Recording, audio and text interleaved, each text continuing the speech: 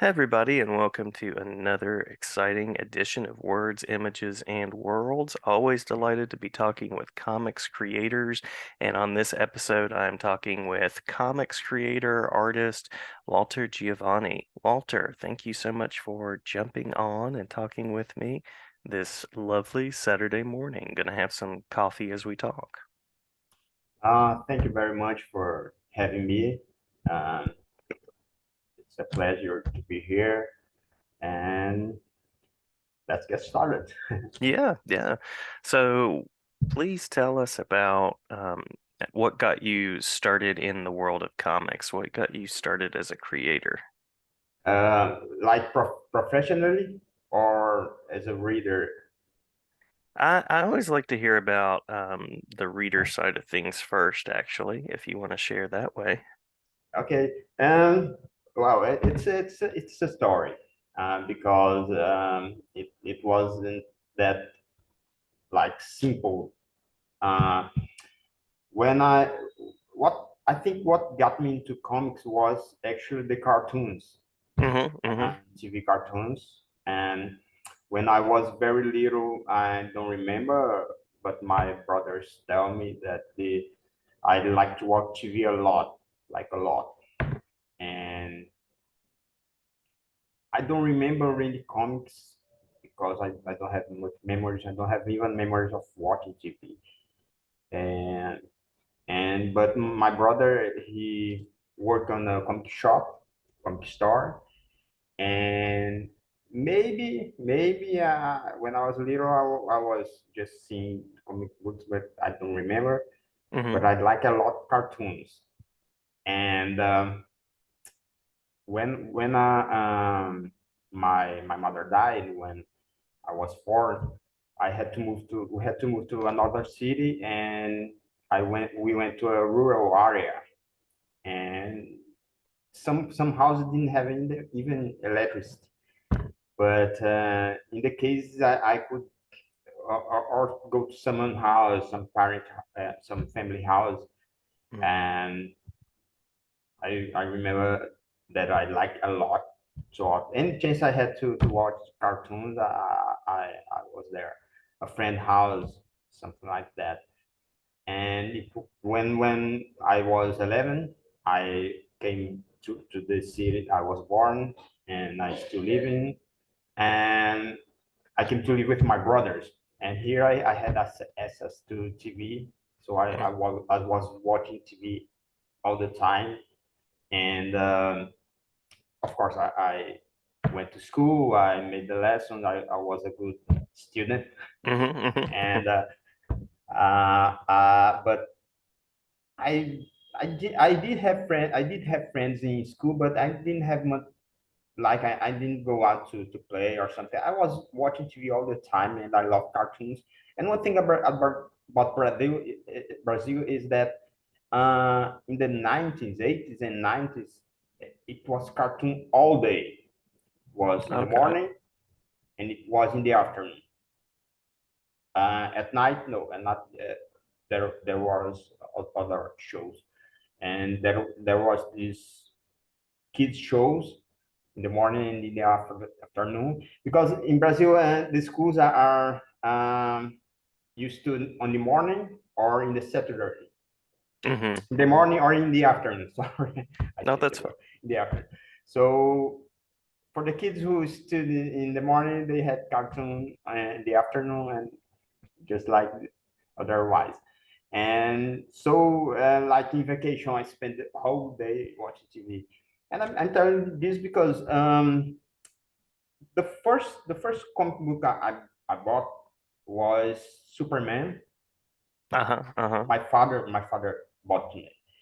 Uh, we didn't have money, so I could barely buy a comic here and there. And I remember I didn't like Superman.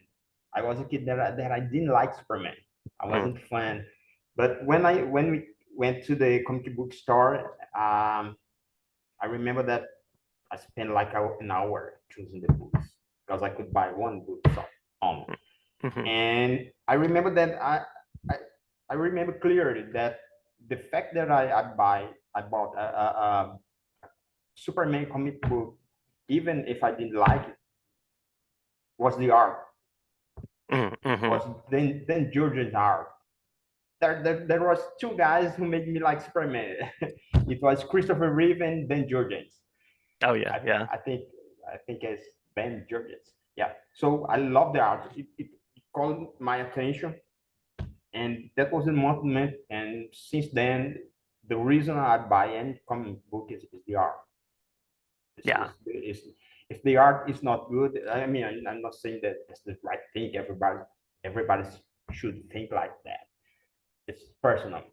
hmm I can't buy a comic book if I don't like the art. So, um, and I think that there's some relationship to cartoons because I like Super Friends.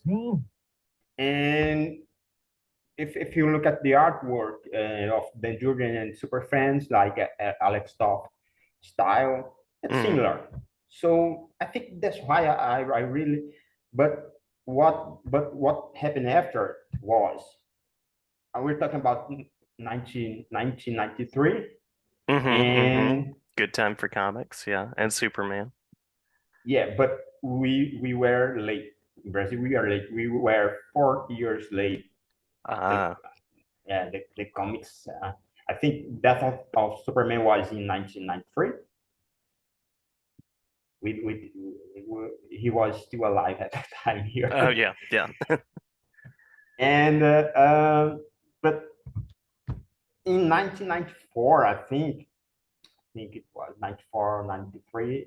It aired for the first time in Brazil the X-Men animated series, Mm-hmm. and I was crazy about that animation. I like it was the best thing I've ever watched, and until now, a few days, a few weeks late ago, I watched again the first season. I think the last season are not that good, but the first season it's amazing. It's really great. And I remember at the time that I was crazy about, because it was beautiful. It was, and the stars were so good. Mm-hmm. Mm-hmm. And so the next time I went to, my father took me to the comic book store to buy a comic. I saw the X-Men, and of course there it was the only choice. So because I love the cartoon, I saw the comic book. I went, and I was looked because um, like we were 4 years later, late 4 years, like late.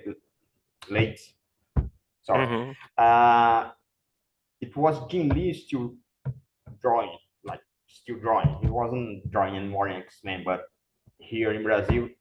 So the artwork was very similar, Mm-hmm. and I think that's why the reason I fell in love with his art, because later I found out that the animators really tried to like, was it, they were inspired by Jim Lee to draw the cartoon, the Mm-hmm. animation, to do the animation. And so when I that was the actually the moment when I saw Jim Lee art, I was crazy about. So that wasn't the moment that I was into comic books, and that was the moment I realized I wanted to be a comic book artist, because his art was so amazing. And I didn't have money to buy comics, but every coin I could save. Sometimes my father comes.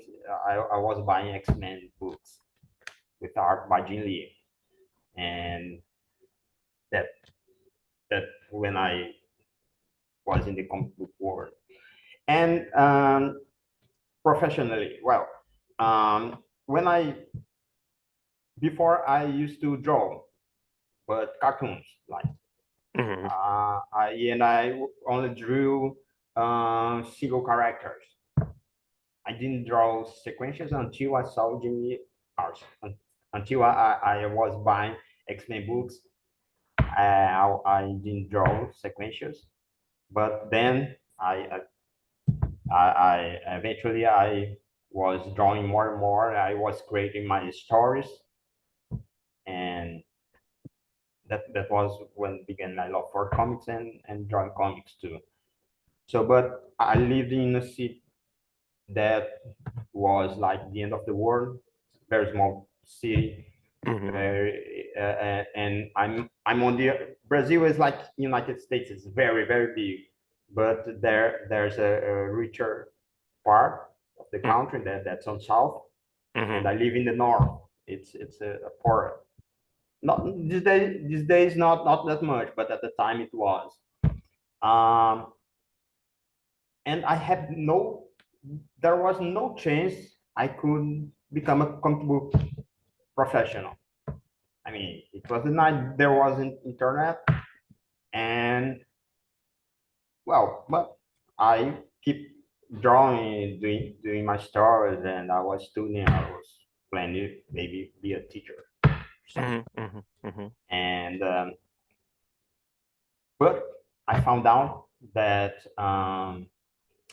there was a guy in my city that he made it. He was working professionally for American comic books, and this guy is Ed Manis. You know him, No. Uh-uh. Ed Benis. I don't know in English how do you say Ed Benis. Ed Benis made. He worked on Birds of Prey with Gage Simon. He worked on Justice League with well, forget. Well, he was working in comics, and for that was my first look. My second look was that he was so cool, so Oh nice yeah, guy. I've seen his stuff. I'm looking him up right now. Yeah, I've seen his stuff. Yeah. Yeah, he I think it's been a while. He was not working for a publisher. I think he's doing his own stuff. Hmm. So he was very nice guy. I remember I still am a very shy guy. I was a shy kid, and but I went to his house with a friend and I showed him his drawings, my drawings, and he was very very kind, very nice. And I keep coming back again and again, showing, and he was my mentor. He was teaching me, "Oh, do that, don't do that," and it was very good because I it's like I could go at for in his I could go to his house anytime, like not any time, but I didn't have to call. I just appeared there. The only thing I had to do is to I had to appear with drawings. I had to have drawings, Mm. and he was there teaching me. And then I became his assistant, and I was learning and working and learning. And well, the rest was in the 2000 internet was slow, was not everyone had, but in the mid 2000 same thing, it was slow, but and we could have more content. Hmm. And like he had his agent, I found myself an agent, and it was just became simple. I made the tests, I made the samples. My agent would show to the publisher, to the editors, and they would hire me or not. But the jobs was just happening, It was Yeah, yeah. natural. And you mentioned the X-Men animated series. That's such a great series and great cartoon, and I learned so much about the X-Men through that. And then would go back and read the comics. So it's such a cool milestone in pop culture. Yeah, I mean, if the I don't know how you American um, had this experience, because for me the cartoon was very, like I said, it was very similar to what was being published here. Hmm. It's not Hmm. like today when a kid is going to watch an X-Men movie or an Avenger movie, and when they go to comic books, it's totally different. Yeah, And I think that's a downside. I think just my opinion, but it is what it is. But yeah, yeah. It would be nice to see those link up a little bit more. I agree. And so you've worked on Red Sonja, you've worked on Prophecy, Clean Room, any particular experiences that stand out, collaborations that stand out as most positive? Oh, I have the luck to work with good people, Hmm. kind people.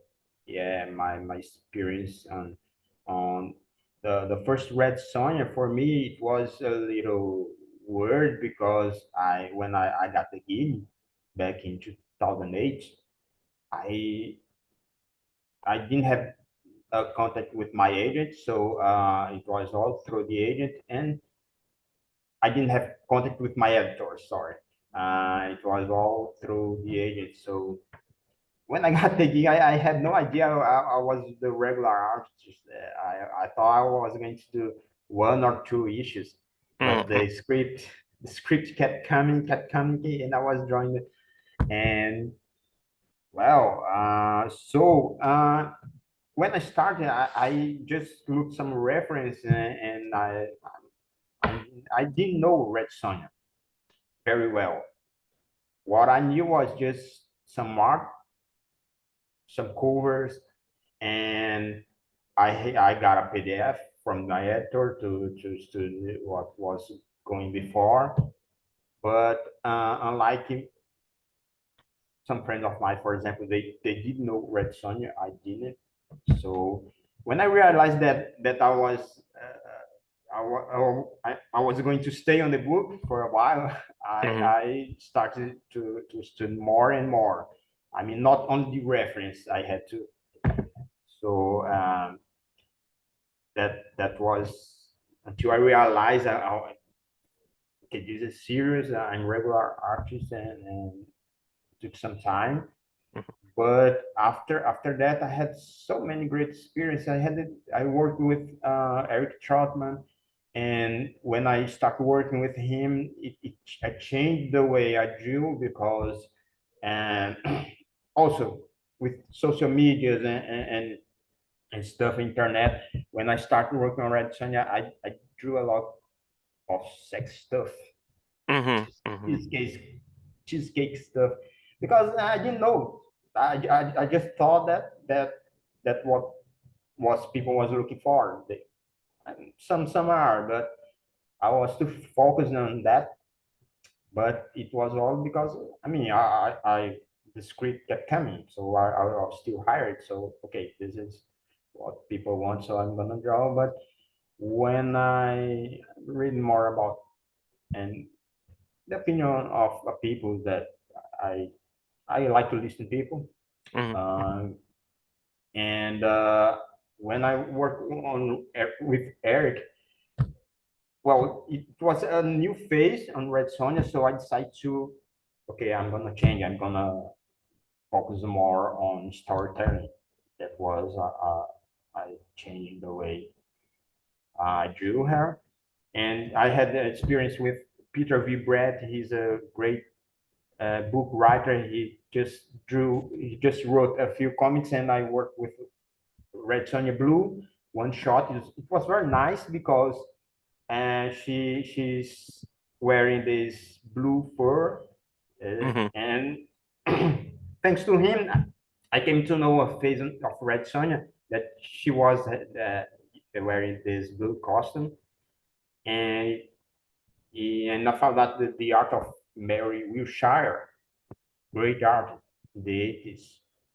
And well, after that, I had a great experience with drawing a crossover with Romars. It Hmm. was fun. Hmm. I learned I learned a lot with him. I learned a lot working with him. If I hadn't working with him in prophecy, I would probably wouldn't be working with Gabe Simon and Red Sonja because it was a real challenge, and I challenged myself, and I improved a lot on that crossover. And I think that why the editor saw that, okay, this guy's prepared to work with Gail Simon on Red Nice. Sonja. And of course, working with Gail, I mean, she's amazing. She's not only a great writer, but she's the kindest person ever. And like, it was I worked with Gail with more than I worked with any other writer. So, and I talked to her. I never met her, unfortunately, yet. I never talked to her like on phone, but all through Mhm. email. But we discussed a lot of things, and she's very nice, and she when she had and has an idea, she wants to explain what she means, and it's easy to work like that. So it was really a great experience. And I mean, I can choose one. And now I'm working with Torun Grumback. I think it's how I say it, and it's been amazing too. It's Mhm. been, Mhm. I think it's only nice people. Not to mention the colors and the letters I work with, because I had the look to work with great colors and working with Simon Boland, the letter. He's great. I work with him more than any other professional. I think I work with so many books with him. Well, it's incredible. So I mean, I had the look to have a great experience with collaborators, and my editors were always nice. My editors, like my editor Joy at Dynamite, he gives so much freedom Mm. that you can do anything, almost anything, and it's been great. It's been great. Very cool. Very cool. Always good to hear the positives and yeah, comics are such a everybody brings something unique and everybody brings something beautiful to a comic. So love that collaboration. Unfortunately, it's a medium. If you don't live in the same country, the contact is just through email. I mean, Hmm. I think Hmm. it. Sometimes working on something, some ideas, I like to make a phone call or even a Zoom meeting to talk more about, to plan things, to discuss things. But it is what it is. It's everything is very rushed. So it's all Yeah. through email, but it's great. It's great. Yeah. Yeah. So as we kind of get to the end of the episode, any upcoming works, any upcoming events that you'd like to share with listeners?